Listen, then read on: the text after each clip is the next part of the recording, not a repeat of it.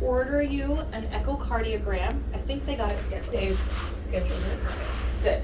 I am glad they got it scheduled. Have you been on the phone with the specialty pharmacy about delivery of your lenvatinib yet? They're still trying to get it covered. Oh, that's right. I did get a message from Kate Yeah. this morning. Okay, so yes, our financial advocacy team is currently working on getting copay assistance because that copay is too high. I remember now. It was something crazy like $3,000. Yeah. So yeah, you're not going to be paying $3,000 a month. It's not going to happen. So our financial team is working on that. Perfect. Okay. So, what else? Have you been to the dentist in a while? Okay. You've got the false teeth? Oh, okay. All right. She makes it easy for you. Yeah, that actually does make it really easy for me. Have you ever had any jaw issues, problems with your jaw? No? Okay. Just pain for rotten teeth. Yeah, Like that. those are gone now, so we're okay. Okay, good. Good. Okay. Excellent. Then, what we're going to do, Can this affect her jaw? Is that what you're asking? Like jaw pain? it can sometimes. And the real impact is if you do have teeth that are compromised and you could be prone to infections. If we put you on Lenvima, where we're going to squash that immune system a little bit, then we're really skyrocketing the chance for an infection. And Ooh, infections okay. in the jaw are pretty serious because you can end up pretty septic pretty quick. Oh, So that's dang. why we check on that Okay. up front. She is So, prone to UTIs because she's got a fallen bladder. Is that something that we need We'll to? just have to keep an eye on it. Okay. If you have any symptoms, you'll want to call us and we'll do a urine dip and throw you on an antibiotic as soon as we know. Does she need to stay away from sick people on this med? Like, will it Yeah. affect it that much? Yeah, we'll be keeping an eye on your labs, so we'll know what your white cell count is doing. And it varies in the impact depending on person to person. So with some people, we put them on the Lenvima, and it really doesn't affect their white cell count enough to make a difference. Okay. With some people, it lowers it down really low, and we have to lower the doses or try alternate dosing regimens. So we won't know till we get started. Okay. But as a rule of thumb, because in the beginning we don't know how this is going to affect your immune system, you do need to avoid large crowds, and definitely people who are sick should not be coming over. You're on the same restrictions as James was. Yeah. And you can still have people come over, but if they're sick, they should stay home. Because even if they're like, oh, it's just a little cold, little summer cold, well, that works really well for somebody who has a normal functioning immune system. But your immune system would be compromised, so the chance that you're able to just overcome that infection on your own gets really low, and the chance that you end up hospitalized gets really high. We don't want to do that if we don't have to. So we'll keep you out as much as we can. We don't want you in the hospital. Is that just until she's stable and we know what her labs are Yes, going to be behaving? and then as? we'll Okay. kind of know. Because some people, if their white cell count is very affected by the treatment, then we try to titrate the dose to where we're keeping it in an acceptable range. And most of the time, it will ebb and flow. And we'll be able to predict the ebb and flow. So what will end up happening for people who always do have kind of an impact is that we know that for this couple of weeks, that cell count's going to be kind of low, but for the other weeks, it's actually okay, and you'll be able to kind of plan around that. So you'll have less restrictions when we know your white cell count's going to be good, a little more caution when we know it's going to be lower. What is So, the target range you guys are looking at when you do that? So we're looking at the neutrophils, so the whole white blood cell count, it's, You can tell me the Interesting, neutrophils. yeah. We did that with my kid. yeah, so the neutrophil range, we want those up over 1 Okay. in order to continue treatment. Okay. Over what? 1,000. Over 1,000. So, but we want them up over 1,500 to be able to say, you're probably okay around most people at 1,500. Okay. If it's below 1,500, that's when I start to worry that you're not gonna have enough immune system to fight something off. Okay. So at that point, then you'd want to avoid crowds and not have anybody come over who's sick. And people who do come over need to wash their hands. And then if it's below 1 or below 1,000, we start worrying about, we start deciding we're probably going to hold your treatment for a little bit till it comes back up to above 1. Because when we get below 1, then we're really compromising your immune system at that point. You got Yeah, hardly it's pretty anything left. severe. So. All Right. right. What is the goal of this program, what we're trying to accomplish here? That is the right question to ask. So, in cancer care, we have 2 pathways for chemotherapy intent or treatment intent. So, why are we doing treatment? We depending on the severity of the disease, the stage of the disease, and other health issues, we can either be on the pathway for curative or we can be on the pathway for palliative. Curative, usually there's a narrow range for cancers that we can be curative on. Some leukemias, like you know, early stage breast cancers, early stage lung cancers, early stage colon cancers, that kind of thing. When we come to the later stage cancers, or cancers that have left their primary site and are now in a new site, like yours, so thyroid that's gone to the brain. That's a later stage, so a stage 4 or metastatic disease, that we can no longer say confidently that we can cure. So our intent for treatment is to control it, keep it from growing, and limit the symptoms or side effects that you have from cancer. So that's the intent of this treatment, is to control it, keep the symptoms from the cancer at bay for as long as we can, and with the goal of giving you the best quality of life for as long as we can. And the little in-betweens of those goals kind of change based on how things are going. Because sometimes people tolerate treatment really well and it controls it really well, and we just kind of truck our way along doing the same thing that's working. That's always the plan. We're going to get started on the Lenvima. As long as you're tolerating it, we just go forward on it as long as it's working. Some people, the drug works, but their body doesn't tolerate it. And so we try adjusting doses to see if we can make it tolerable, and if we can't achieve that, we throw that off to the side and go to the next plan. Either whether that be a different drug regimen, or we can consider not treating and observing, depending on how well you're doing. Sometimes the patient tolerates the drug, but the drug doesn't work on that particular cancer.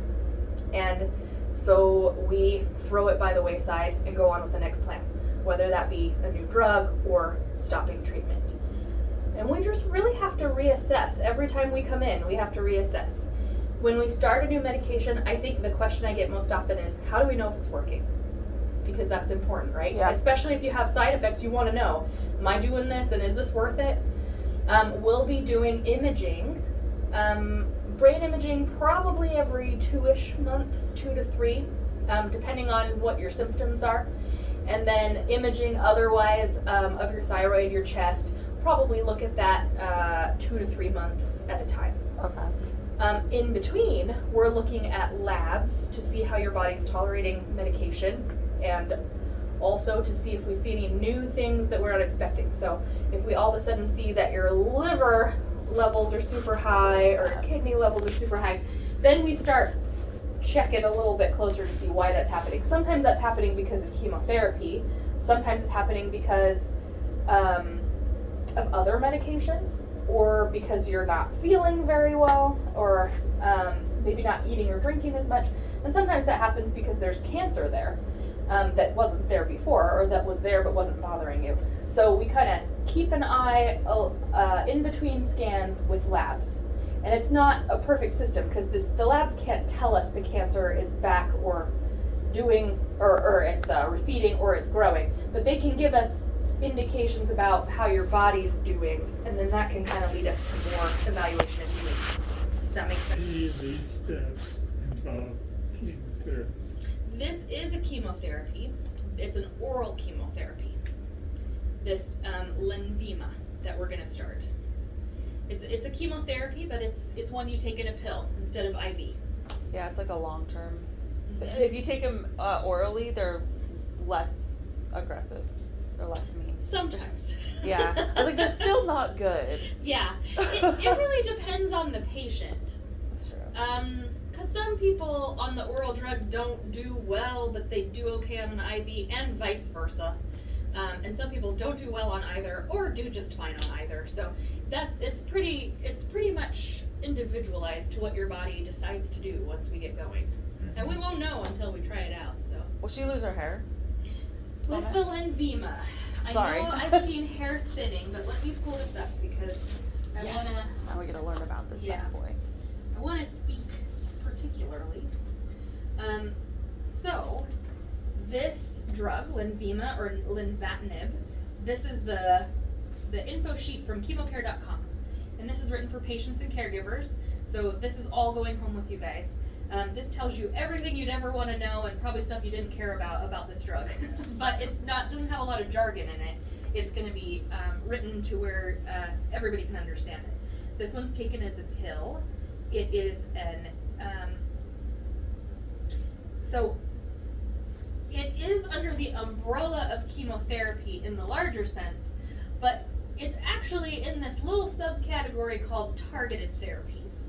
And targeted therapies work on specific receptors of cancer cells and some other cells too. But the advantage to using a targeted therapy is this is more likely to go after the cancer cells than to go after healthy cells. You still have some healthy cells that are going to be affected by this, but in general, we're kind of going after those cancer cells more specifically. This works by going after a receptor called a TKI receptor, or tyrosine kinase. That's too many syllables, but it's TKI receptor. And we use TKI receptor drugs in a few different cancers, but your particular type of cancer is one that we use it most often in, with this thyroid. This pill, you're going to take it once a day. You're going to, is this once a day? Because I know we were kind of playing with the dose a little bit. We're actually going to start you on a little bit lower dose, and then if you're tolerating that, we're going to titrate it up a little bit.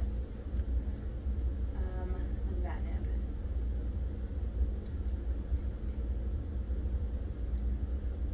So she might do like one every other day kind of thing. No, it'll just be a lower dose Oh, okay. once a day. Yeah, I was just making sure it's not twice a day. Yeah. So we're gonna have you take it once a day, but we'll start at a lower dose, and then if you do okay on that, we'll increase that dose, but it'll still be once a day. Oh. You want to take this about the same time every day with a full glass of water, and I always tell people to take this with food because otherwise it gives you stomachache. To do what? Take it With food With food, maybe with breakfast or lunch or dinner. and a full glass of Yeah. water. So, is it gonna say what time of the day I should take it? The right time of the day to take it is the time of day that you can always reliably remember to take it. So if that's in the morning for you, or in the evening, or at lunch, Morning's best. yeah, then I would take it in the morning. There aren't any like natural supplements or anything like that that are off the table with Mhm. There are. There are, okay. Because this does process through the liver, through a specific pathway in the liver. So there are some specific supplements that would compete for absorption, Oh. and therefore would either make this drug way more effective or way less effective. Okay. So if we want the dose to stay stable, then there are certain ones we want to avoid. So the best thing to do is if you guys get home, if you have a list of supplements, if you send a MyChart message, we can review those and tell you which ones are okay and which ones are not okay. Okay. Yeah. Because she's trying to do like some natural stuff too on the side. Yeah, and so what we usually do is there are some that are just a no-go, not very many, but there are some that are a no-go at all. Most of them are going to be, if you're going to take this, you can't take it within a certain number of hours of the pill because it's going to interact with it. Okay. And your drug dose won't be reliable. So we don't want to mess up the dose of this. Oh, okay. So we can do that, but send a list and we can go through those. Okay. Okay? And her normal pharmaceutical meds that she takes that she has Those ones we've already, You've already kind of checked. evaluated. Okay. And I think Kate, our oral chemotherapy pharmacist, she left me a message because she'd gone over those. I just know some of these can be temperamental. No so- interactions, yeah. Oh, sweet. Yeah, Okay. no interactions. Oh, good. Okay. So the only thing you need to check is your supplements, whatever extra you're taking, like any vitamins or anything. And usually just an over-the-counter multivitamin doesn't interact too much. High dose vitamin C. High-dose vitamin C is going to be a problem because high-dose vitamin C is extreme antioxidant. Oh, okay. There's a few things going on there. number one, your body can only absorb a certain amount of vitamin C at a time, and you will pee out everything else. The certain amount is actually less than is in a vitamin C supplement over the counter that's just available the normal dose. Oh, wow. So what ends up happening is that high dose vitamin C, you're not absorbing that nutrient, you're just having expensive pee after a certain point. The second problem with that is when we're boosting the antioxidants in your body during chemotherapy, chemotherapy is going to interact with that because we're actually Trying to kill it. Yeah, we're trying to kill that off. So that antioxidant effect is going to negate some of what we're doing. Okay. So we don't want to do that during chemotherapy. If you want to do some of those antioxidant treatments, you're going to need to do it either before you start all of this or after we're done with it. Because if you do them at the same time, then it's going to counteract each other, and then we won't get what we think we're going to get out of the lymphema. Okay. But we might not. It might not be because the lymphema is not effective. It could be just because it's competing. Oh, okay. Okay. Yeah. Because I know, like, when my son was on treatment, we couldn't be around sick people, and his neutrophils were at, like, 500 a lot. Yeah. She was on, are you still on it, right? The vitamin C, the zinc, vitamin D, I was on D, to kind of boost, Zinc. to keep from getting sick. but I should have been on C, but I wasn't. Oh, you weren't? Oh, okay. And is a lot of zinc, like, if you take, It like, should be okay. I wouldn't do more than the recommended daily dosage on the bottle okay. because the absorption factor there. It's not because, I mean, at super high levels it could be dangerous, but the real issue is you're putting out a lot of money to not absorb it, and you're just either gonna pee it out or poop it out. So you really can only absorb the amount that the daily recommended amount is. Okay. The vitamin C and the zinc are both water soluble, so you'll pee the rest out. You still could hurt yourself with really high doses, but it'd have to be pretty high doses. Okay. With the vitamin D, that's fat soluble. So if you're taking super high doses of vitamin D, your body's gonna store that, and you're not gonna get rid of it as fast. So you could overdose yourself on vitamin D. So Well, you gotta be kind of I- careful with that one. Since this happened, I quit taking